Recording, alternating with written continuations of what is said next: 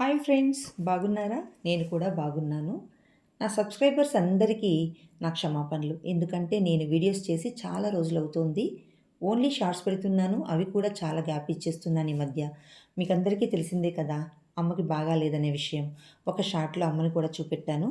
దయచేసి నన్ను అర్థం చేసుకొని నాతో సహకరిస్తున్న మీ అందరికీ పేరు పేరున ధన్యవాదాలండి. సరే మరి ఎక్కడికెళ్ళాలన్నా ప్లానింగ్ కరెక్ట్‌గా ఉండాలి కదండీ! అలా నేను నా ఫ్రెండ్స్ చక్కగా ప్లాన్ చేసుకొని కొన్ని టెంపుల్స్ చూసి వద్దామని అనుకున్నామండి. తమిళనాడులో కాంచీపురం అని అనుకున్నాము. కంచిలో ఫేమస్ టెంపుల్ కామాక్షి అమ్మవారు కదండీ! కానీ ప్లాన్ ప్రకారం మేము ఫస్టు తిరుపుక్కళిలో ఉన్న విజయరాఘవ విజయరాఘవ పెరుమాళ్ ఆలయానికి వెళ్ళాం. ఈ ఆలయం 108 దివ్య దేశాల్లో ఒకటి. అలాగే అత్యంత పూజ్యనీయమైనది కూడా. సుమారు 4, 5 ఎకరాల విస్తీర్ణంలో కట్టుబడి ఉందండి ఈ ఆలయము. ఈ ఆలయాన్ని 8వ శతాబ్దంలో పల్లవ రాజులచే నిర్మించబడిందని, కాలక్రమేణా చోళులు, విజయనగర రాజులు దీన్ని మరింత అభివృద్ధి చేశారని చరిత్ర చెబుతోంది. ముఖ్యంగా సంతానం కోసం ప్రార్థించే దంపతులు ఈ ఆలయాన్ని ఎక్కువగా సందర్శిస్తారట. స్త్రీలు పెసరలు లేదా ధాన్యాలని నీళ్ళల్లో తడిపి చీర కొంగులో కడుపు చుట్టూ కట్టుకొని నిద్రిస్తారట.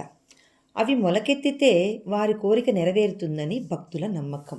ఇక్కడ దేవుని విషయానికొస్తే రామాయణ కాలంలో సీతమ్మ తల్లిని రక్షించడానికి రావణుడితో పోరాడుతూ మరణించిన జటాయువు అనే దేవతా పక్షికి విజయరాఘవుని రూపంలో విష్ణుమూర్తి అంతిమ సంస్కారాలు నిర్వహించినట్లు చిత్రీకరించిన ఏకైక దివ్య దేశం ఈ విజయరాఘవ పెరుమాళ్ళ ఆలయం.